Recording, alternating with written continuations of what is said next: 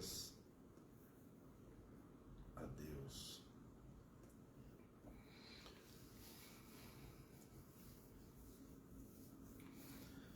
Glória a Deus, aleluia.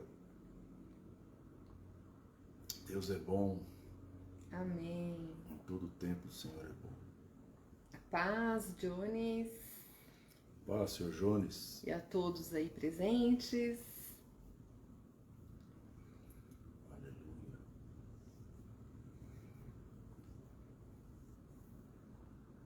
Pessoal conectado, rapidinho sempre, né? Pessoal entrando, né? É uma bênção. Não precisa pegar ônibus. A paz, pastora Dayana, Cristiane, Deus abençoe a vida de vocês em nome de Jesus. Amém, amém. Olha o seu Floriano aí. Olha só, E aí, seu seu Floriano? amigo veio te prestigiar. Tudo na paz? Tudo tranquilo aí? Que Deus te abençoe em nome de Jesus, mano. Glória a Deus. Aleluia. Deus é bom, meu querido, minha querida. Vamos começar a nossa leitura bíblica. É sempre bom a gente ler a Bíblia, Amém. meditar na palavra. Meditação na palavra faz a gente crescer, Verdade. né? E a gente começa a encontrar o Senhor, porque a palavra do Senhor é viva e nós conseguimos encontrar a presença de Deus na palavra. Então, vamos meditar na palavra hoje sobre a próxima geração. Amém. Vou falar algumas coisas sobre a próxima geração para que a gente possa meditar, não só naquilo que vem, como naquilo que passou, porque nós que estamos aqui somos a próxima geração da geração passada, né? E temos uma próxima geração aí no futuro. E tudo isso acontece em ciclos, né? Uma geração influencia a próxima geração. E nós precisamos compreender esse mecanismo diante de Deus e como nós podemos ser produtivos Amém, espiritualmente, amém. deixar um bom legado, uma boa herança, um bom exemplo para os filhos. Amém? Então vamos orar. Pai, em nome de Jesus, Sim, Paizinho. nós entregamos esse tempo nas tuas Em mãos, nome no de teu altar. Jesus. Nossa mente seja levada cativa em obediência à tua palavra. Sim, Senhor, Pai. que não venha sobre o nosso coração nenhuma acusação, porque o Sim, Senhor não Pai. é um Deus que acusa, Verdade. mas o Senhor é um Deus que convence. Em nome de Jesus, traz sobre nós o teu refrigério, a tua paz, a tua leveza, a tua liberdade, Pai. Que nossa mente seja liberada para compreender a tua vontade. Tira de nós todo sofisma, Amém. toda ideia preconcebida, todo tipo de paradigma seja quebrado. Verdade, Pai. E nos convence, Senhor. Muda, Senhor, a nossa mentalidade Amém, para nós Senhor. parecermos mais contigo. Em nome de Jesus. Amém. Glória a Deus. Então nós vamos ler aqui alguns textos e vamos falar sobre a próxima geração ou a relação entre as gerações. Amém. Né? Existe um mecanismo criado por Deus que são portas geracionais, você que gosta de termos proféticos, portas geracionais, né? Que é a maneira de comunicar a próxima geração, né? O que nós recebemos da geração anterior e o que nós estamos comunicando para a geração seguinte, né? Gênesis capítulo 1, versículo 11 diz assim: E disse Deus, produza a terra relva, ervas que deem semente, e árvores frutíferas que deem frutos segundo a sua espécie, cuja semente esteja nele, sobre a terra. E assim se fez. Então, quando Deus cria todas as coisas, né, em um dos dias, ele diz, produza a terra relva, ervas e árvores frutíferas que deem frutos segundo a sua espécie. Isso é uma terminologia, uma expressão muito forte na criação. Deus criou o mundo vegetal que dão frutos segundo a sua espécie, Amém. o mundo animal que dá frutos segundo a espécie, e o que não podia ficar de fora são as pessoas, ou seja, o ser humano. Nós também damos fruto segundo a nossa espécie. E até para cumprir a questão de crescer, né, e multiplicar, né? Exatamente. Ele fez a parte dele no processo, Fez né? a parte dele. Começando pelo próprio Deus. Façamos o homem segundo a Isso. nossa imagem. O homem foi criado para ser segundo a espécie de Deus. Amém. O ser a imagem e semelhança de Deus, que é o Pai, que é aquele que gerou o homem, ou seja, o Pai, né? O Pai Celestial. E aí, a partir daí, Deus ordena, crescei e multiplicai-vos, né? Que vocês povoem a terra, multipliquem-se. Ele abençoou o primeiro casal e falou, vocês têm que se multiplicar. Mas o mecanismo geracional, ele já existia desde essa época, e mesmo com o pecado entrando no mundo, esse mecanismo não cessou, não parou. Ou seja, os filhos, eles herdam características dos pais, sejam essas características aprendidas ou sejam características inatas. Ou seja, o meu DNA carrega algumas características dos meus pais, dos meus avós, dos meus bisavós. Isso vem embutido no meu código genético. Outras características vieram pelo aprendizado, pelo exemplo, por aquilo que eu aprendi na minha infância, na minha juventude, naquilo que eu vivi com aqueles que me criaram, aqueles que me geraram. Isso é importante porque isso fala da porta geracional, aquilo que nós aprendemos e aquilo que nós já viemos escrito no nosso código genético. E é importante assim que aquilo que a gente admira, né, da nossa, dos nossos pais, enfim, isso é bem simples da gente reproduzir, né? Mas muitas coisas a gente não se agrada, nós não gostaríamos que se repetisse. E aí exige um esforço muito grande, né? Para que a gente não tenha, né, essas atitudes, esses comportamentos, porque automaticamente ele vai se repetir. Porque uma parte realmente a gente herda, né? Outra parte a gente aprende. E por isso que a palavra de Deus fala claramente, né, para a gente instruir a criança no caminho que deve andar. Ou seja, instrua, né? O aprendizado, ele tem um fator extremamente forte, né, frente até ao código genético. Porque nós já falamos, né, anteriormente que as atitudes, né, elas têm o poder de mudar, né, o código genético, ou seja, que é a epigenética. Então, é possível você transformar um código genético. Mas tudo isso é por meio do exemplo, da atitude, né?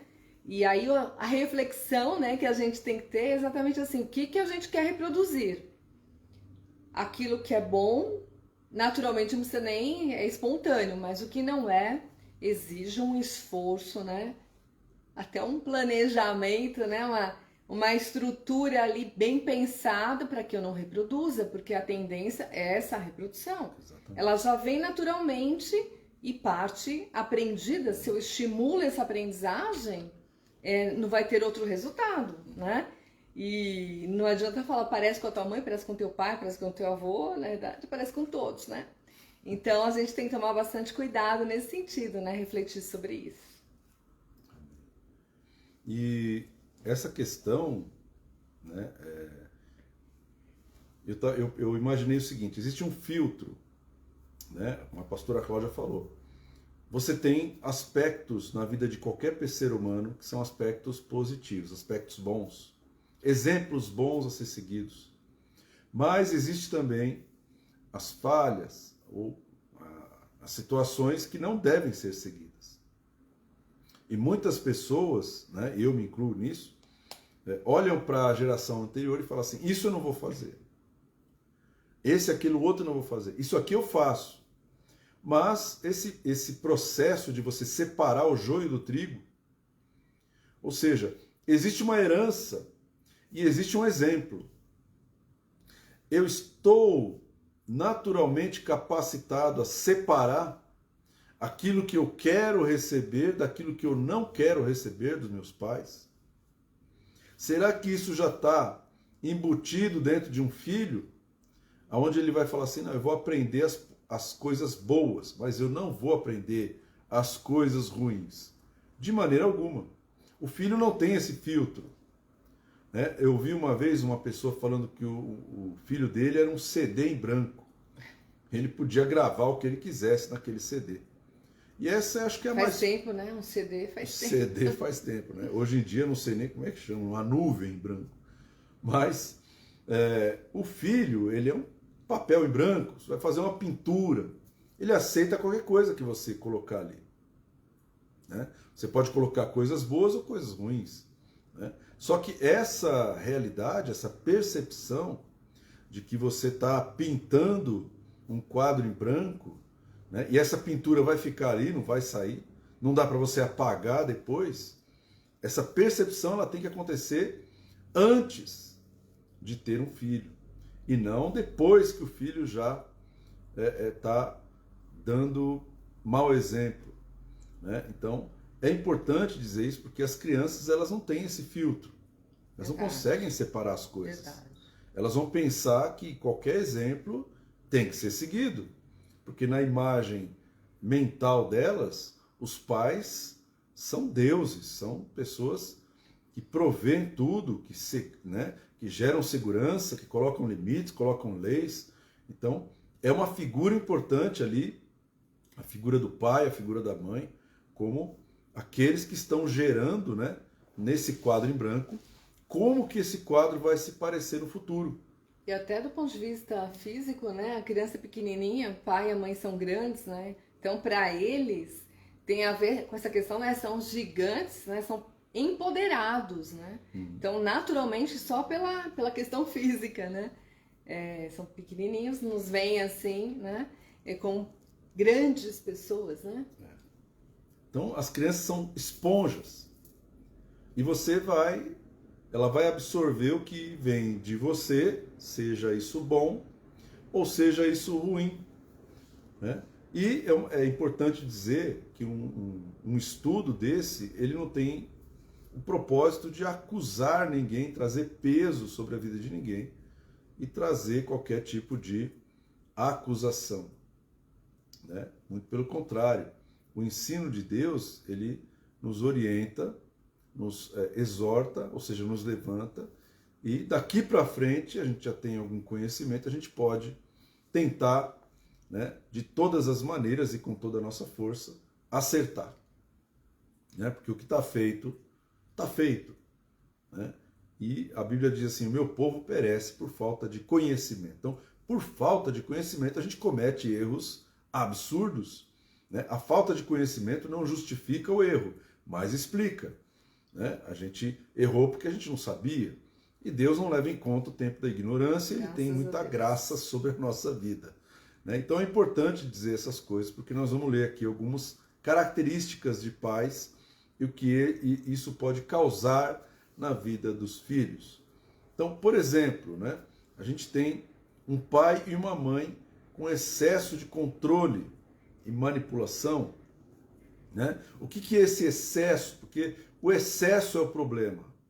Né? Você cuidar do seu filho é ótimo, mas o excesso, qualquer tipo de extremismo, qualquer tipo de desequilíbrio, exagero, né? Isso vai trazer problema. Você pode exagerar tanto para um lado quanto para o outro. Então, o pai e a mãe precisam cuidar dos seus filhos em uma certa medida. Né? É lógico que o cuidado ele vai até o ponto do controle da manipulação total e absoluto, onde os filhos têm que ser marionetes, bonecos na mão dos seus pais, e isso vai gerando um problema. Né? O problema em relação a Deus, ou seja, o que o pai está mostrando para os filhos, é que os filhos eles não podem usufruir da graça de Deus, da liberdade de Deus. São filhos que terão dificuldade no futuro de se relacionar com um Deus que perdoa, que tem muita graça, ou seja, que liberta. Favor imerecido. Favor imerecido. Um Deus que abençoa, independente de qualquer coisa, porque é um Deus benigno, um Deus compassivo, misericordioso, né? Pessoas que têm dificuldade de compreender a graça de Deus, que precisam de uma lei, foram gerados em ambientes controladores, foram gerados em ambientes onde o controle, a manipulação eram muito fortes. Então eles aprenderam a ser manipulados, aprenderam a não usufruir da graça dos pais. E por causa disso, Deus também é manipulador, Deus também é controlador. E as regras são entendidas nesse viés, né, nessa mentalidade de um Deus controlador, um Deus manipulador. Porque a gente precisa sempre lembrar, né, a questão de Deus, né, do Espírito Santo de Jesus, né? Jesus por um tempo foi materializado, né, como homem. Mas os atributos de Deus, eles são extremamente subjetivos, né? São extremamente abstratos e não materializados, né? As atitudes que materializam isso. Então é muito complicado alguém entender a graça, que é um favor imerecido, ou seja, que você não precisa fazer nada para, né, para Deus fazer alguma coisa por você, assim como, né, dar o próprio filho dele. Mas o que eu fiz por merecer, né? Então a graça dentro de uma família, ela precisa ser materializada por meio de atitudes, né? Então muitos pais, né, até jogam na cara que trabalham para poder sustentar os filhos, para poder trazer as coisas, para poder dar as coisas, né? Querem controlar tudo, não permitem a criança viver daquele favor imerecido.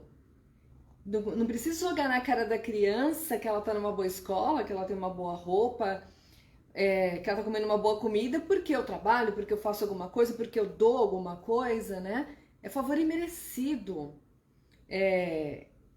Não tem um ticket, né? Que ela, quando nasce, ganha, né, um voucher ali, um ticket para poder comer, para poder... Não é assim que funciona, né? E Deus, ele faz de uma forma gratuita, né? Então, assim, nós temos abundância, assim, né? Como a gente já também mencionou sobre os pássaros, né? Eles comem, né? Tem as frutas, né? Na nossa casa tá com um ninho, né? De beija-flor, coisa mais linda lá na moreira. Então, é a graça, é o favor imerecido. Mas a partir do momento que eu controlo, que eu manipulo, que eu não deixo transparecer que é um favor imerecido as coisas que eu faço, e que eu não tô nesse poder, eu tenho autoridade, é diferente, eu não tô nesse poder de controlar todas as coisas, eu não deixo o meu filho, né, experimentar dessa graça, que é algo assim maravilhoso, é maravilhoso, porque ela contrapõe aquilo que Satanás que é o acusador, que bota culpa. E quem experimenta da graça abre mão da culpa. Tem pessoas que se sentem culpadas, né, por terem coisas, por terem momentos de alegria, experimentarem coisas boas, em virtude desse controle que foi exercido, que transpareceu, que materializou uma imagem de um Deus controlador, né? Eu entendo pela palavra que Deus, ele fez as coisas de uma maneira tremenda. Então, uma pergunta que, de repente, você pode refletir sobre isso na pergunta. Quando o teu filho, a tua filha estavam amamentando, né, o que eles fizeram para merecer aquele alimento que a mãe deles estava dando para eles? Eles não fizeram nada, né? O que eles fizeram para merecer a roupa que eles vestiram, a fralda? Nada. Não fizeram nada. Eles não construíram nada, eles não obedeceram nenhuma regra, nenhum mandamento. Eles acabaram de nascer, eles são amados. Eles são amados porque eles são filhos. Não tem outro motivo deles serem amados. Não são amados porque eles deram um orgulho para os seus pais. Eles não são amados porque eles fizeram uma faculdade, deixaram, né, alguma coisa errada de lado, fizeram boas escolhas, de maneira alguma. Então, quando você nasce de novo, você usufrui da mesma graça Amém. de um recém-nascido, que é amado e é suprido somente pelo fato de ser filho. Tremendo. Isso é a graça de Deus.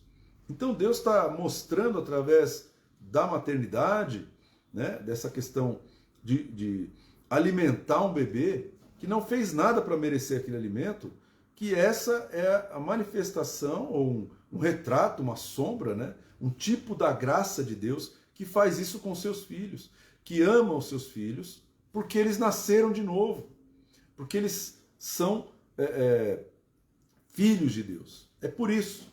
Você é meu filho, eu vou te alimentar. Você é meu filho, eu vou te suprir, eu vou te proteger, eu vou te vestir. É assim que funciona a graça de Deus. Você não é meu filho porque você mereceu isso, porque você pregou demais, ou ministrou demais, profetizou demais, curou demais. Você não é meu filho porque você fez A, B ou C. Você é meu filho por quê? Porque a minha graça te alcançou. Amém. E porque a minha graça te alcançou, você pode viver na minha graça. Né? Um filho, ele é amado com essa base. Agora, é lógico, o filho vai desobedecer? Vai desobedecer, porque isso faz parte da natureza humana. Mas ele se arrepende, volta para o pai, e a parábola do filho pródigo é isso que mostra a parábola do filho pródigo. Verdade. O filho foi lá, gastou todo o dinheiro dele com prostitutas, acabou desobedecendo o pai, envergonhando o pai. E quando ele volta para a casa do pai, a primeira coisa que ele experimenta é a graça. Ele não fez nada para merecer um anel no dedo, sandália nos pés, aquele manto que foi colocado, o banquete, matou o bezerro cevado, fez uma festa para esse filho. Só pelo fato desse filho, né, ele ter se arrependido, ter voltado à posição de filho. A graça de Deus é essa. Né? Então, os pais controladores, eles afastam, né, eles ensinam a criança a não usufruir da graça de Deus. E aí sempre a pessoa está precisando cumprir alguma regra para ser abençoado. Atender um requisito, né? Atender um requisito. E aí fica difícil. Isaías 55, versículo 1. Diz assim: Ah, todos vós que tendes sede, vinde às águas, e vós que não tendes dinheiro. Vinde, comprai e comei. Amém. Sim, vinde e comprai sem dinheiro e sem preço vinho e leite. O que o profeta está dizendo, o profeta Isaías? Ele está falando, olha, você vai usufruir da graça de Deus, você não vai ter dinheiro. Você vai ser o bebê que está se alimentando, que está comendo o melhor da sua mãe, mas não está comprando isso. Ele está chamando você para ser filho, para usufruir da graça. E não importa o tempo de vida, né? Tanto que ele fala, né? Comprais vinho e leite, ou seja, né? Adultos ou crianças, né? Isso é para qualquer faixa etária, né? O tempo inteiro. Então Deus te considera como filho, Ele é o Pai perfeito. Por mais se eu tive pai e mãe controladores, é necessário que eu seja curado. Amém. Né? Dessa base de controle, porque Deus não é assim. Me deram um exemplo exagerado do controle. Deus, Ele nos corrige, Ele vai fazer aquele que começou a boa obra na nossa vida, Ele é fiel para terminar. Mas Deus é um Deus que faz tudo com equilíbrio. Amém. Porque nós não suportamos esse extremo muito tempo. Amém? Outra característica é o acolhimento do pai e da mãe. O que é o acolhimento do pai e da mãe? É quando o pai e a mãe, né, eles sabem que podem correr para os seus pais no momento em que eles erraram, no momento que eles estão tristes, em um momento que eles estão com alguma dificuldade, com alguma falha, com alguma carência, falta de dinheiro, falta de saúde. Eles sabem que o pai e a mãe vão acolher eles, independente do que eles fizeram ou deixaram de fazer. Né? Então, Quando o pai e a mãe não acolhem os filhos no relacionamento com Deus, eles têm dificuldade de receber o conforto e o consolo da parte de Deus. O Espírito Santo, O Espírito Santo, que é o Consolador, que é o Paracletos, né? Por isso o salmista escreveu o Salmo 27:10. Porque se meu pai e minha mãe me desampararem, o Senhor me acolherá. Então os filhos que foram largados, que não tinham porto seguro com seus pais, eles têm dificuldade de reconhecer Deus como um porto seguro, Deus, o Espírito Santo como consolador. Eles não desfrutam dessas coisas. E o consolo, né, e o acolhimento, ele tá muitas vezes, né, em atitudes, em toques, né, como um abraço, né, um afago. Muitas vezes não tem palavras em determinadas situações, né? Certas dores, certas tristezas, né, não tem como muitas vezes os pais fazerem algo, mas esse acolhimento, né, esse toque, realmente esse afago, né? Existem estudos, a neurociência prova que quando uma pessoa, né, principalmente em processo de luto, recebe toque de alguém, vem um conforto e aquela dor minimiza, né? Então, esse consolo, esse conforto é exatamente, muitas vezes, esse toque físico, né? De estar lá de mão dada, né? Da criança estar deitada ali, né? Segurar na mão dessa criança, um abraço. Isso é a materialização, né? Do conforto, do consolo, né? E a gente volta para o filho pródigo. Ele falou assim: quantos funcionários do meu pai têm abundância de pão e eu aqui comendo bolota de porco? O que ele faz? Ele sabe que o pai é acolhedor. Ele sabe. Então ele olha para o pai e fala assim: meu pai é um porto seguro. O meu pai, se ele me tratar como um dos seus trabalhadores, eu vou ter pão. E quando ele chega, o que o pai faz? O pai corre e abraça o seu filho. Então você imagina, meu irmão, quantas vezes você e eu erramos, e erramos feio. Não foi algo simples, não foi um erro, né, besta, uma coisa básica. Foram erros feios, né? Perdemos oportunidades, tomamos decisões erradas, pecamos de uma maneira terrível, né? E o que nós fazemos quando nós erramos nessa medida do filho pródigo? Será que nós corremos para o Senhor, sabendo que o Senhor vai nos acolher, mesmo a gente tendo errado? Então, quando uma pessoa ela tem dificuldade em receber o conforto e o consolo, ela fica mais tempo morando nas suas culpas. Ela errou. E aí ela não consegue sair do erro dela. Mas quando o pai abraça o filho pródigo, ele tira o filho pródigo de um estado mental de culpa, de autoacusação, né? Ele não fica apontando o dedo: você errou, porque é culpa sua, você gastou toda a herança. Não, o acolhimento, a pastora Cláudia falou: olha, né, essa falta de palavras, o pai não falou nada. O filho falou: me trata como um dos seus trabalhadores, pequei contra o céu e pequei diante de ti. O pai não falou nada. O pai só acolheu. E é importante que, assim, né, esse salmo fala, né, porque se meu pai e minha mãe me desampararem. E é muito importante, né, os pais também não passarem uma imagem de infalíveis, de pessoas que nunca erram, porque isso não é verdade, né? Nós não temos superpoderes. E essa fragilidade, né, é importante, olha, e até deixar claro para os filhos, tem situações que talvez vocês não sintam acolhidos por nós, mas Deus nunca vai te desamparar. Então, assim, se eu falhar, você tem a Deus para recorrer, né? Então, os pais também precisam, né, ensinar isso para os filhos, porque é muita decepção, né, principalmente quando o filho cresce, né, e observa, né, os pontos de melhoria dos pais, que todos nós temos, né? Então, naquilo que a gente é falho, naquilo que a gente não vai ser capaz, né, de suprir, de acolher, Deus ele pode fazer isso, né? Ele tem o poder para suprir, derramar do bálsamo dele, né? E curar, né? Glória a Deus. Outra coisa importante é a questão da vida espiritual em casa. E essa é uma parte bem sensível, né? E hoje em dia a gente não vê muito isso. Antigamente até tinha, a gente via algumas famílias, mas hoje em dia a gente quase não vê o devocional em família. Então o pai e a mãe que não tem vida devocional com Deus, né? O que eles geram? Eles geram filhos com dificuldade de relacionamento com o Espírito Santo.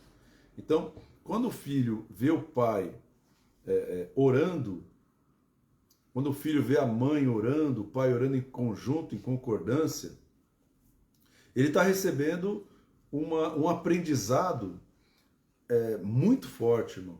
Quando ele vê isso acontecer, quando ele enxerga os pais fazendo isso. Não quando ele vê os pais ensinando os filhos a fazer, mas eles mesmos não fazem. Mas quando ele faz, né, quando o pai faz isso, os filhos aprendem de uma maneira tremenda, pelo exemplo. Vê o pai orando, vê a mãe orando. Num tempo de dificuldade, num tempo de nós precisamos restaurar o nosso casamento. Quando o pai e a mãe falam com Deus, o filho vai aprender como ele pode ser restaurado pelo poder da oração. E não tem um ritual, né? Em qualquer momento. Porque o relacionamento com o Espírito Santo pode acontecer 24 horas em qualquer lugar, né?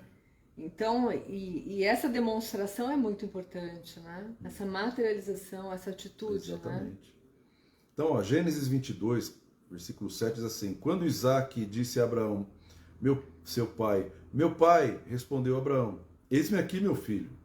Perguntou-lhe Isaac, eis o fogo e a lenha, mas onde está o cordeiro para o holocausto? Respondeu Abraão, Deus proverá para si, meu filho, o cordeiro para o holocausto. E seguiam ambos juntos. Então essa é uma história em que o homem pegou seu filho, a quem ele amava, e falou para o seu filho assim, Deus está mandando a gente adorá-lo em um dos montes que ele vai nos revelar. E o filho, Isaac, que já tem uma idade, já deve ter 18, 20 anos, esse menino, né, esse garoto de 18, 20 anos, ele está indo junto com seu pai para adorar a Deus em um dos montes. E eu acho interessante que a pergunta que ele faz é uma pergunta que revela o tipo de educação que ele teve, a educação de Isaac. Isaac sabia quais eram os elementos necessários para levantar um altar ao Senhor. Isaac sabia que precisaria ter o fogo, que precisaria da lenha e que precisaria de um cordeiro para sacrificar ao Senhor. Ele sabia quais eram os elementos necessários para adorar a Deus. Ele estava instruído. Mas quem instruiu Isaac? Será que ele fez algum curso teológico? Será que ele foi numa igreja? De maneira alguma. Ele sabia adorar a Deus porque ele via o seu pai adorando a Deus. A vida de altares de Abraão ensinou Isaac a respeito dos elementos necessários para adorar. Então, hoje em dia, um pai pode ensinar o seu filho a adorar a Deus, pode ensinar o seu filho a orar, a conversar com Deus, de uma maneira tremenda, sem nenhum ritual, sem nenhuma religiosidade. O filho, ele tem que saber que se o pai fala com Deus ajoelhado, ele vai ajoelhar para falar com Deus. Se o pai fala com Deus tomando banho, ele também vai falar com Deus tomando banho. Qual tipo de relacionamento que o pai tem com Deus? Isso está ensinando o filho a se relacionar com Deus no futuro. Amém? Então o relacionamento de Isaac com Deus foi absorvido, foi aprendido, né, com o seu pai Abraão pelo exemplo. Ele não recebeu isso por teoria, por um livro, por um professor, de maneira alguma.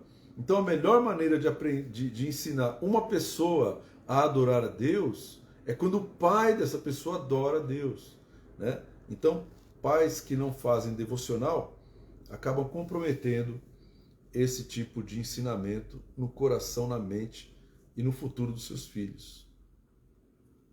Amém? Então, nós temos uma expressão na Bíblia que chama o Deus dos nossos pais. eu acho interessante o Deus dos nossos pais. Isso aí se repete em vários momentos na história de Israel. O Deus dos nossos pais, né? E aí isso me trouxe um entendimento de que o Deus dos meus pais, ele vai ser o meu Deus. Tanto é que Deus chega para Isaac e fala, sou Deus do teu pai Isaac. Eu sou o Deus do teu pai Isaac. Deus chega para Jacó e fala assim, eu sou Deus do teu pai Isaac e do teu avô Jacó. Eu sou o Deus de Abraão, eu sou o Deus de Isaac, eu sou o Deus dos teus pais. Então, o que o inimigo faz?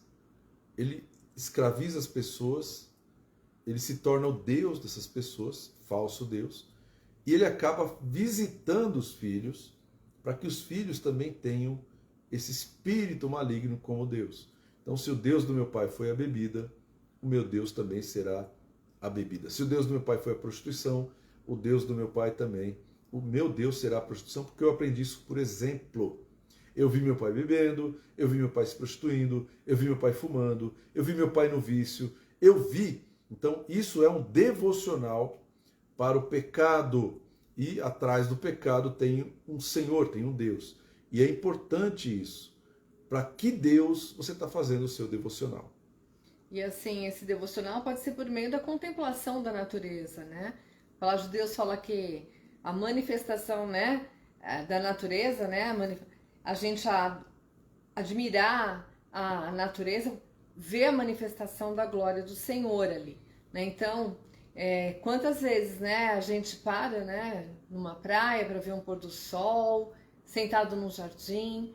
Então, contemplar, né, essa natureza, mostrar o quanto a natureza se manifesta, né, o quanto Deus é o Todo-Poderoso que criou essa natureza, né? É uma forma também de contemplação, de devocional, né, em pequenas situações, em todos os lugares, né? Outro ponto importante é o diálogo, a comunicação dentro de casa, né? Então, pai e mãe que não dialogam, não conversam entre si. Os filhos, eles acabam aprendendo, né, de maneira errada. Eles não conseguem usufruir da amizade de Deus. A comunicação é muito importante para qualquer tipo de relacionamento. Se não há comunicação, não há relacionamento. E a comunicação, ela acontece de diversas maneiras. De maneira verbal, maneira não verbal, né? A gente pode se comunicar de diversas maneiras. Entre um casal, a comunicação verbal ela é importantíssima. Mas a não verbal é tão importante quanto a verbal, né? Então, um casal pode ficar sem se falar, ou seja, a esposa não comunica ao marido o que está acontecendo, o marido não comunica à esposa do que está acontecendo, os filhos estão assistindo aquela falta de comunicação, isso gera um relacionamento superficial. Então o filho está aprendendo a não se aprofundar nos relacionamentos, ele aprende a não se abrir com as pessoas, a não ouvir as pessoas, ele aprende a esconder as coisas dos outros, e aí com Deus ele também não vai ser uma pessoa que vai conversar muito com Deus, abrir o coração, rasgar o coração diante de Deus. Às vezes a nossa dificuldade é essa. A gente não consegue orar muito, conversar muito com Deus, não tem muito assunto na oração. Por quê? Porque a gente não tem um exemplo de pessoas que se comunicavam, que estabeleceram ali uma relação de confiança, de transparência, né? De falar exatamente o que estava no coração, de acertar os problemas, as diferenças, né? Quando isso não acontece, os filhos também não vão conseguir estabelecer relacionamentos com outras pessoas e principalmente com Deus. Amém? Então João 15, versículo 12 diz assim: o meu mandamento é esse, que vos ameis uns aos outros, assim como eu vos amei. Né? Versículo 13: ninguém tem maior amor do que este, de dar a alguém a própria vida em favor dos seus amigos. Vós sois meus amigos, se fazeis o que eu vos mando. Já não vos chamo de servos, porque o servo não sabe o que faz o seu senhor, mas tenho chamado de amigos. Por quê? Porque tudo que eu ouvi, eu tenho dado a conhecer. Tudo que eu ouvi de meu pai, tenho dado a conhecer a vocês. Jesus está dando a chave, né, dessa questão do diálogo e da amizade com Deus. Jesus fala assim, olha, o meu exemplo para vocês É tudo que eu ouvi do meu pai, eu falo para vocês, eu não escondo nada. Isso envolve comunicação, envolve diálogo, né? Revelar o que está no teu coração. Muita gente fica em casa, mas não consegue conversar, não consegue se abrir, não consegue falar. Às vezes porque não tem ninguém ouvindo, às vezes porque ninguém quer ouvir. Né? Eu não quero ouvir. As pessoas normalmente, elas não querem ouvir as outras pessoas. Elas querem ser ouvidas. E aí é uma situação que precisa de esforço para resolver. Então, eu preciso estar pronto para ouvir, tardio para falar, tardio para mirar. Tiago fala sobre isso.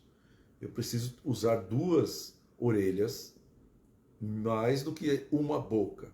Se Deus nos chamou para falar mais do que para ouvir, Ele tinha dado 2 bocas para a gente, apenas um ouvido. Ia ficar esquisito, né? Para nós ia ser normal, ter 2 bocas. Mas imagina 2 bocas falando, né? E apenas uma orelha, um ouvido. Então a comunicação, ela é importante. Amém, pastora Cláudia? Amém. Amém. O que mais? Os pais que não perdoam ou são muito rígidos na correção, né? O que eles geram? Filhos com dificuldade de receber o amor e a misericórdia de Deus. Se eu não receber amor e misericórdia em casa, como que eu vou conseguir receber amor e misericórdia fora de casa? Se eu não recebi o perdão dentro de casa, como é que eu vou receber o perdão fora de casa? Então, às vezes, a dificuldade de receber o perdão está nesse exemplo, né, de pais que são rígidos na correção. Você nunca vê o pai perdoando, falando assim, eu te perdoo, filho. Nunca vê um pai falando assim, me perdoa, filho. Ou um pai falando para a esposa, me perdoa. A esposa falando para o marido, me perdoa. Quando isso não existe, fica difícil da pessoa se sentir perdoada, ou da pessoa pedir perdão. E aí as pessoas não conseguem lidar com o perdão de uma maneira natural. Né? Hoje em dia está assim. A pessoa fala assim, você não precisa... Eu não sou ninguém para perdoar ninguém. Já ouviu essa expressão? Quem perdoa é Deus. Já ouviu essa expressão? Hebreus 12, 9 e 10. Além disso, tínhamos os nossos pais segundo a carne, que nos corrigiam e os respeitávamos. Não havemos de estar em muito maior submissão ao Pai espiritual, então viveremos. Pois eles nos corrigiam por pouco tempo, segundo melhor lhes parecia. Deus, porém, nos disciplina para aproveitamento, a fim de sermos participantes da sua santidade. Então, Deus nos corrige de maneira diferente dos nossos pais. Deus corrige nossos filhos também de maneira diferente que nós corrigimos. A gente corrige da maneira melhor que a gente parece. Parece ser melhor corrigir dessa maneira. Mas Deus, Ele usa outros métodos. Os pensamentos de Deus são diferentes dos nossos. Ele usa o método do amor, né? E da misericórdia. É isso aí. Porque quem realmente ama, né? O perdão é uma materialização do amor, né? Então é a forma que Deus assim se materializa. Então é muito importante nessa prática de perdão dentro de casa. Né? Então tem que tomar cuidado, meu irmão. Então a rigidez na correção, né, é o que a gente falou no começo. Qualquer extremo é prejudicial. Tudo que é demais faz mal. Tinha uma tia que cuidou de mim uma época. Ela falava isso para mim. Tudo que é demais faz mal. Você comer muita cebola vai fazer mal. Você comer muito alho vai fazer mal. Se comer alho numa medida vai fazer bem, porque é antibiótico natural. Se você comer muita laranja, vai fazer mal. Eu ouvi uma história na televisão de um homem que morreu por comer muita cenoura. Ele comia muita cenoura. Fez suco de cenoura, comia cenoura. Ele foi ficando com cor de cenoura. A pele dele, que cenoura é beta-caroteno, né? Beta-caroteno. Ele faz bem para a pele. Só que ele foi... e exagerou na dose da cenoura. Aquela vitamina toda fez mal para ele, intoxicou e morreu. Ele morreu por comer cenoura. Eu vi esse caso aí na televisão. Então, todo extremo vai fazer mal. Né? Então é bom corrigir, é bom disciplinar, mas o amor tem que estar presente. A Bíblia fala que Deus corrige porque Ele nos ama. Ele não corrige porque ele nos odeia. Ou quer se vingar, né? Nossa, isso é demais, hein? Ou odeia. Ele não corrige porque ele está irado. Ele não é igual eu. Ele não é uma pessoa que fica irada e aí sai espancando o filho. De maneira alguma. Né? Deus corrige aquele quem ama. O salmista escreveu assim: Senhor, na tua ira, lembra da tua misericórdia. Não me corrija na tua ira, Senhor. Não me corrija quando o Senhor estiver irado. Olha a oração do salmista Davi. Eu estou errado. Eu sei que eu estou errado. O Senhor vai me corrigir. Mas não faça isso quando o Senhor estiver irado. Por quê? Porque Davi tinha consciência de que quando ele está irado, não vai prestar, não é uma correção. É uma agressão, é uma vingança. Você acaba transmitindo outro tipo de mensagem. Você não está corrigindo ninguém. Você está agredindo. Você está botando para fora uma ira humana. E a Bíblia fala que a ira do homem não produz a justiça de Deus. Amém? Vamos para o último ponto agora. Diz assim: pai e mãe que não demonstram crer ou não estimulam os filhos a experimentarem o poder de Deus. Filhos que não confiam em Deus e no poder do Todo-Poderoso. Né? Então, pais incrédulos, pais que não creem em Deus, pais que a situação ruim vence eles. Eles não se levantam, não usam a fé. Eles, não tem dinheiro, e agora? Agora vão passar fome. Agora a gente, aí reclama, murmura. E quando eles liberam esse tipo de comportamento, de palavra, eles estão ensinando seus filhos a nunca crerem em Deus, a não receberem o poder de Deus, né? E a fé fica prejudicada. A fé é algo que tem que ser desenvolvido dentro de casa. A fé não é algo que vem pronto. Você não recebe a fé pronta. Você precisa aumentar a sua fé pela prática. Então, ensinar as crianças a ter fé é poderoso para a geração futura. E a gente ensina isso não ficando desesperados, né, com situações, né? Mas é orando em situações difíceis, é clamando, né? Porque se a gente vai buscar com a nossa força resolver as situações, a gente nunca vai transmitir, né, o que é fé, o que é confiança, né? Exatamente. Então imagina o teu filho vendo você desesperado porque você perdeu o emprego. Você imagina, né? Não, eu não posso ficar desesperado.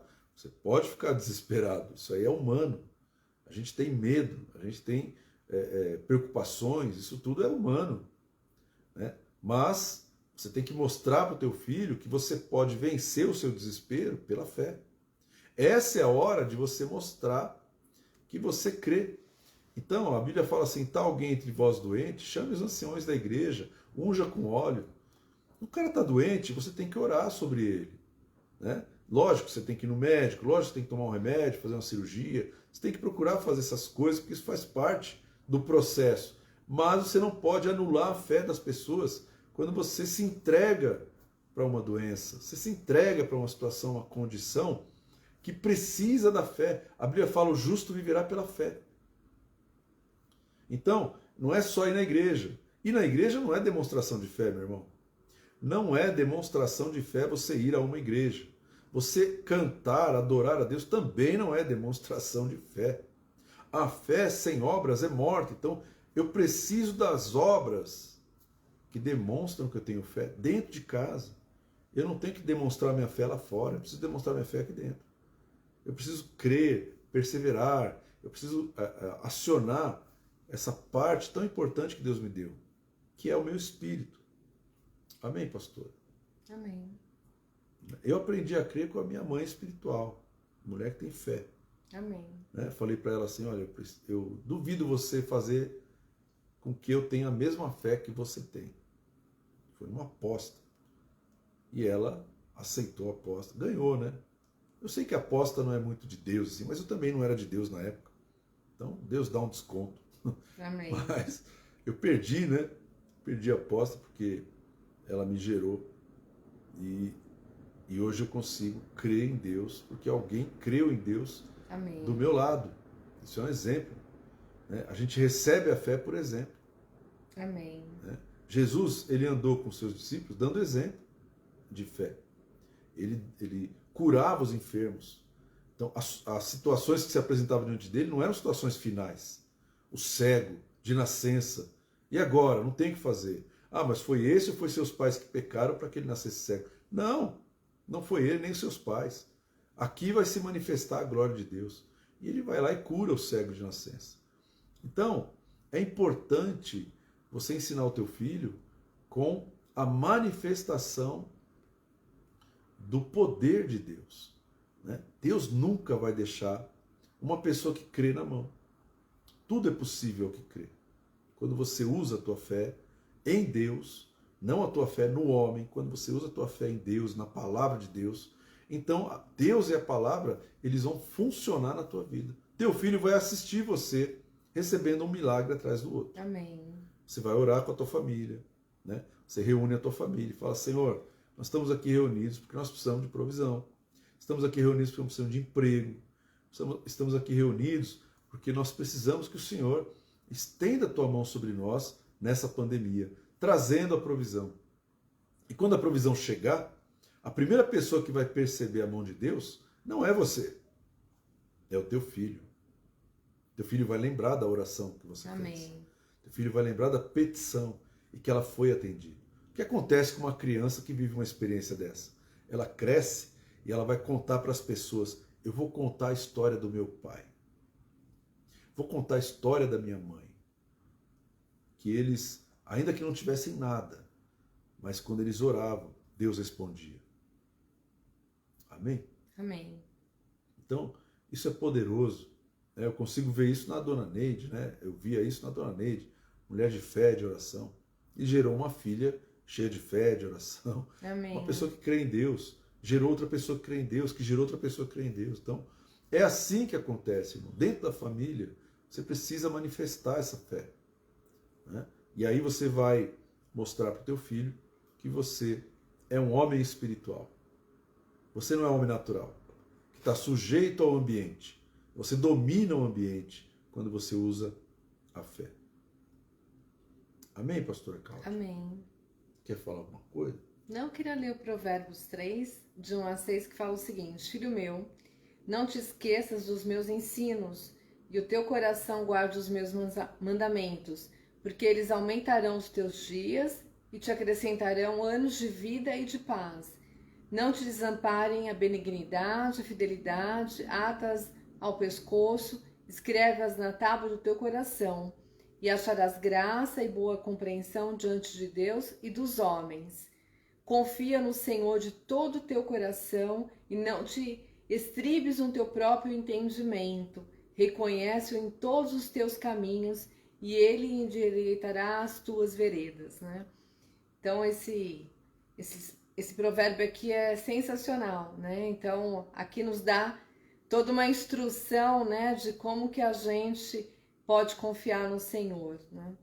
E é sensacional poder confiar no Senhor, né? Ele realmente é o Todo-Poderoso, né?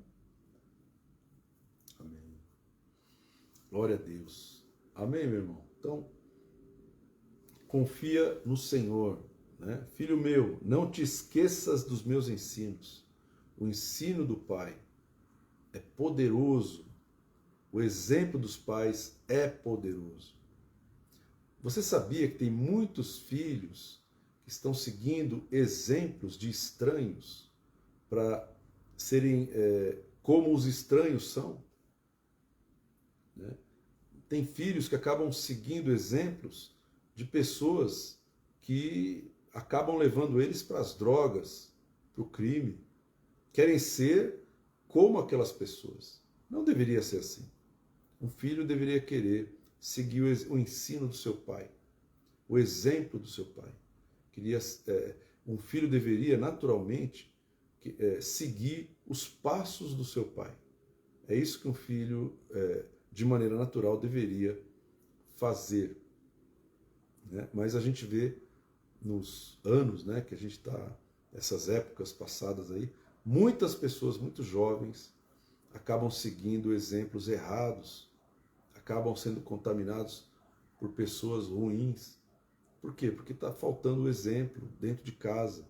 E eu volto a falar, esse ensino não é para nos acusar, mas é para explicar de onde vieram, né, alguns comportamentos, alguns modelos mentais, algumas situações dentro da pessoa. Por que eu não consigo ter tanta relação com Deus? Eu não consigo crer em Deus? Por que eu só murmuro, critico? Por quê? Porque você não teve um exemplo. Mas, conforme a gente leu na palavra, ainda que você não tenha tido o exemplo da sua mãe, do seu pai, o Senhor, Ele tem um poder tremendo Amém. de nos corrigir e nos formar segundo a sua imagem e semelhança, né? E gerar aquilo que nós não temos naturalmente. Deus pode gerar na tua vida, pode gerar na minha vida, pode gerar na vida dos seus filhos, Amém. pode gerar na vida dos seus netos, né? Deus já sabe que nós somos falhos, que nós não somos completos. Deus sabe disso. Ele sabe esses mecanismos. E Ele nos adota, né? É interessante isso, porque se o teu pai e a tua mãe te abandonarem, o Senhor vai acolher. O Senhor vai adotar. E Romanos fala que nós somos filhos de adoção. Amém. Nós somos adotados pelo Senhor. Se você nasceu de novo, meu irmão, você agora tem um pai perfeito, não um pai imperfeito.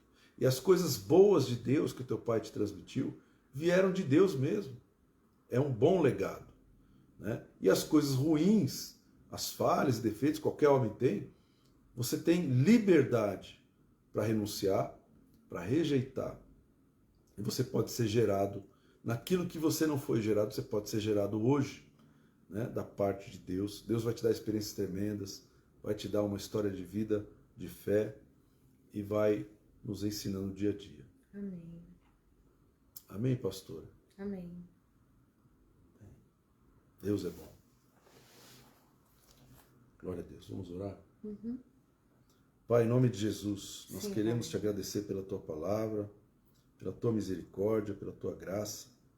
Te agradecemos, Sim. Pai, porque o Senhor é bom e o Senhor nos corrige, o Senhor Amém. nos ama, o Senhor derrama a tua graça sobre nós, o Senhor nos ensina a conversar contigo, a sermos amigos. Amém. Te agradecemos, Pai, porque tudo isso nós não merecemos, mas o Senhor nos alcançou pela graça que há no Senhor Jesus Cristo, na aliança que o sangue do Cordeiro trouxe sobre Amém, nós. Senhor. Pai, toca em cada um de nós, cada uma das nossas famílias, Amém, Pai. Pai. O Senhor é aquele que nos adotou como filhos, e o Senhor nos corrige, nos repreende, nos exorta. É o Senhor quem restaura, que faz a gente nascer de novo. Amém, E nos Pai. ensina os princípios corretos, Pai.